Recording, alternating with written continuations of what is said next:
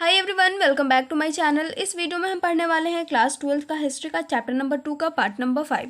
Part 4 में हमने पढ़ा था फार्मर्स के बारे में, किस तरह से जो पहले के फार्मर्स हुआ करते थे वो थे, किस तरह से उनकी जो ज़िंदगी थी वो चलती थी, एंड क्या क्या डिफरेंसेस हुआ करते थे रूरल सोसाइटी में। ठीक है, अब हम इस वीडियो में पढ़ने वाले हैं टाउन्स एंड ट्रेड्स के बारे में। बेसिकली हम देखेंगे, तो अगर आपने चैनल को सब्सक्राइब नहीं किया तो पहले जाकर के सब्सक्राइब कर लो ताकि आगे की आने वाली वीडियोज़ भी तुम्हें मिलती रहे।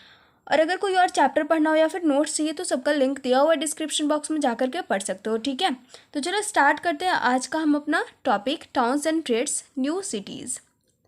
The urban centers that emerged in several parts of the subcontinent were located along routes of the communications। तो जितने भी अर्बन सेंटर्स जो थे, जो टाउन्स इमर्ज्ड हुए, वो कहाँ पे इमर्ज्ड हुए? तो जो रूट्स ऑफ कम्युनिकेशन थे उसके आसपास इमर्ज्ड हुए। तो रूट्स ऑफ कम्युनिकेशन कहने का क्या मतलब बनता है? तो इसका मतलब यह है कि या तो वो रिवर के आसपास होंगे या फिर जो और भी चीज़ें थी लाइक जो लैंड रूट्स थे, जो कोस्ट हुआ करते थे उसके आसपास होंगे। तो यहाँ पे हमारा कुछ दिया हुआ है, जो अर्बन सेंटर्स थे, टाउन्स थे, उनका दिया हुआ है नाम। तो पहला है Pataliputra on river and routes, ये कहाँ पे था? रिवर एंड रूट्स पे। दूसरा है Ujjaini, where along the land routes, ये कहाँ पे था? Land roots. पुहार है वेयर नियर द कोस्ट, और ये जो पुहार था वो कहाँ पे था? तो वो कोस्ट के नियर में, तो कोस्ट के पास था। तो हम बेसिकली देख रहे हैं कि ये क्या है, इनका कम्युनिकेशन काफ़ी ज़्यादा अच्छा है, ट्रेड काफ़ी अच्छा होगा। Many cities like Mathura were bustling centers of commercial, cultural and political activity। तो जो सिटीज़ लाइक मथुरा है वो पहले से ही क्या है, कॉमर्शियली काफ़ी ज़्यादा डेवलप्ड है, कल्चरली भी, और पॉलिटिकल एक्टिविटी भी वहाँ का काफ़ी अच्छा है। ठीक है, अब हम आगे देखेंगे 6.2 urban population, elites and craft persons. तो अर्बन पॉपुलेशंस के बारे में हम अभी पढ़ने वाले हैं इस टॉपिक में, जो इलाइट्स थे, जो रिच पीपल्स थे और क्राफ्ट्समैन थे, क्राफ्ट पर्सन थे, उनके बारे में। It is difficult to conduct extensive excavations most sites। तो जो एक्सकेवेशंस हो रहे थे, जो हम चीज़ों के बारे में पता कर रहे थे, खुदाई करके इंस्क्रिप्शंस मिल रहे थे हमें, उन सारी चीज़ों से जो हम अपने पास्ट के बारे में पता कर रहे थे, जो गोल्डन पास्ट था हमारा, वो क्या है, अब काफ़ी ज़्यादा डिफ़िकल्ट हो गया है फाइंड आउट करना। कैसे डिफ़िकल्ट हो गया है? तो पहले तो हमारा हड़प्पन साइट्स था, हम हड़प्पन साइट्स का खुदाई करके हमें जितने भी पार्ट्स मिले, और भी बहुत सारे जगहों पे हुआ है, तो वो तो हमें पता चल गया। लेकिन इससे क्या हो रहा था, इससे हमारी जो अर्थ है उसको भी नुकसान हो रहा था, और धीरे धीरे क्या हो गया, सेटलमेंट्स भी काफ़ी ज़्यादा बढ़ गए, क्योंकि जहाँ पे अभी सिटीज़ हैं, लोग इतने ज़्यादा सेटलमेंट्स बढ़ गए हैं। तो क्या कर सकते हैं, वहाँ से सेटलमेंट्स को हटा नहीं सकते, लोगों को वहाँ से हटा नहीं सकते हैं। एक्सकेवेशंस करने के लिए, खुदाई करने के लिए, अपने पास्ट को वापस लाने के लिए, मतलब उसके बारे में पता करने के लिए हम ये सब हटा नहीं सकते हैं। ठीक है, तो जितना हमें अभी तक पता चला है वो काफ़ी कम है, बट हम इससे ज़्यादा और पता नहीं कर सकते खुदाई वगैरह करके, क्योंकि इससे हमारे अर्थ को नुकसान हो रहा है। आगे है वाइड रेंज ऑफ आर्टिफैक्ट्स। जो आर्टिफैक्ट्स मिले हैं हमें, जो पहले के, जो पास्ट में जो भी चीज़ें यूज़ हुआ करती थी वो मिले हैं, वो क्या क्या हैं? फाइन पोएट्री बॉल्स मिले हैं, डिशेस मिले हैं with a glossy finish known as northern black polished where.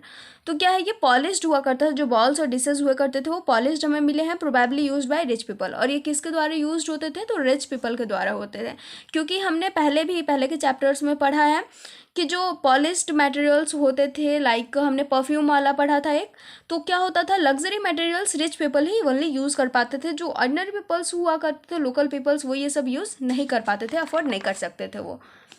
आगे हमारा ornaments, tools, weapons, vessels, figurines made of a wide range of materials. तो जो ऑर्नामेंट्स, टूल्स, वेपन्स ये सब होते थे वो बहुत सारे मटेरियल्स के बने होते थे। वो मटेरियल्स कौन कौन से थे? तो वो गोल्ड हुआ करता था, silver, copper, bronze, Ivory, glass, सिल एंड टेराकोटा, इन सारी चीज़ों के बने होते थे ऑर्नामेंट्स, टूल्स, वेपन्स, वेसल्स और फिगरेंस। ठीक है, आगे हमारा शॉर्ट वोटिव इंस्क्रिप्शंस। तो देखो, एक इंस्क्रिप्शंस, हमने इंस्क्रिप्शंस के बारे में पहले भी पढ़ा है, तो शॉर्ट वोटिव इंस्क्रिप्शन भी कुछ उसी तरह का हुआ था, जो कि कब मिला?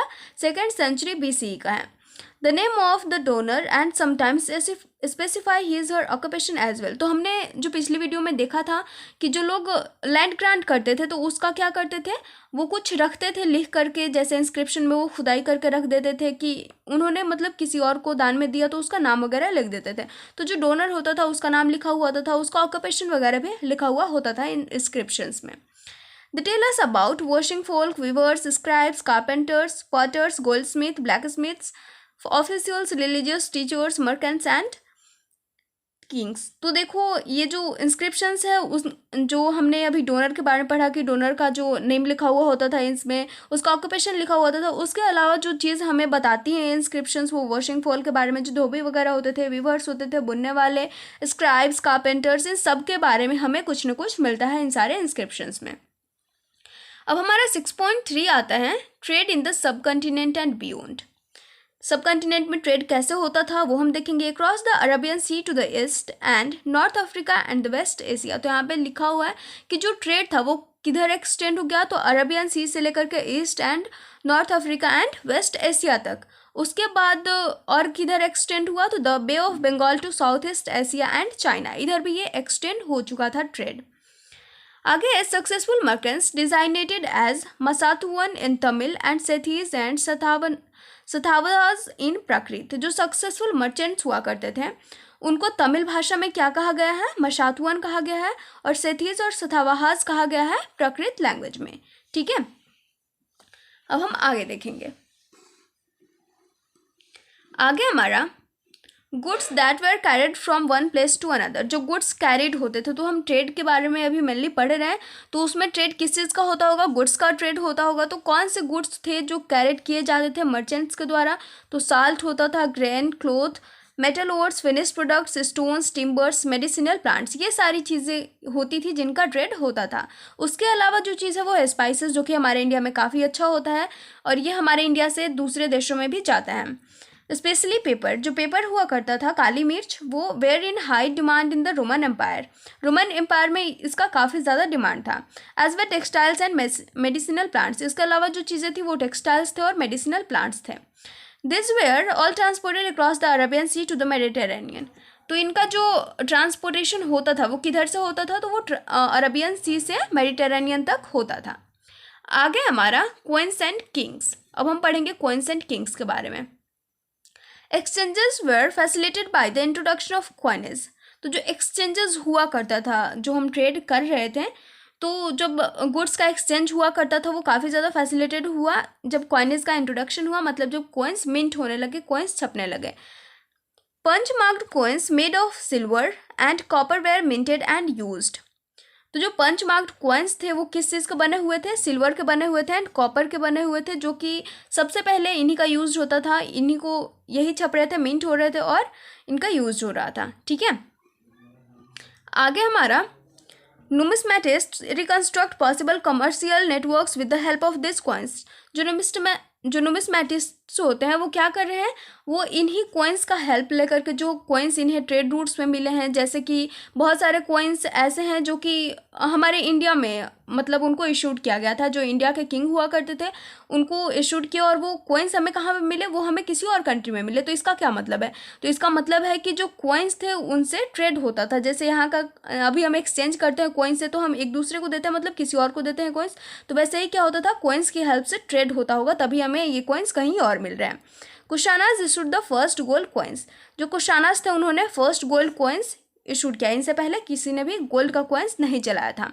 Coins were also issued by merchants, bankers and towns peoples. Coins को और कौन इशूड करते थे, तो मर्चेंट्स हुआ करते थे, बैंकर्स हुआ करते थे और टाउन्स पीपल भी हुआ करते थे। Tribal republics such as that of Yaudheyas of Punjab and Haryana issued copper coins. जो यहूदियाज हुआ करते थे, ट्राइबल रिपब्लिक्स, जो ट्राइबल पीपल्स हुआ करते थे, ट्राइबल कम्युनिटी, उन्होंने भी एक कॉइन इशूड किया था जिसका जो किस चीज़ का बना हुआ होता था, कॉपर का। तो ये जो यहूदियाज हैं वो बेसिकली मेनली कहाँ के हैं, पंजाब के हैं और हरियाणा के हैं। Gold coins were also issued bye Gupta rulers. तो देखो अब ये गोल्ड कॉइन्स तो पहले किसने इशूड किया था, कुशानाज ने इशूड किया था, और उसके बाद जो इशूड किया वो इशूड हुआ गुप्ता रूलर्स के द्वारा।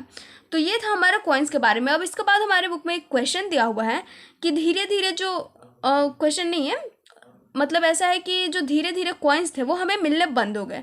तो मिलने बंद क्यों हुए, क्या वहाँ पे मतलब जो इकोनॉमिक क्राइसिस थी वो हो गया, लोगों के पास जो गोल्स थे वो कम हो गए, कि कॉइन्स बनने ख़त्म हो गए, मतलब ऐसा क्यों हुआ कि हमें कॉइन्स मिलने बंद हो गए। तो हो सकता है कि लोगों ने क्या किया होगा, ट्रेड करना बंद किया कर दिया होगा, तो इसी की वजह से हमें क्या हुआ कि कॉइन्स मिलने बंद हो गए। ठीक है, तो आगे की जो हमारी टॉपिक है वो हम नेक्स्ट वीडियो में पढ़ने वाले हैं। आई होप आपको अच्छे से ये समझ में आ गया होगा। तो अगर आपको अच्छी लगी होगी वीडियो तो आप कमेंट सेक्शन में ज़रूर बताइएगा। So thank you so much, मिलते हैं नेक्स्ट वीडियो में।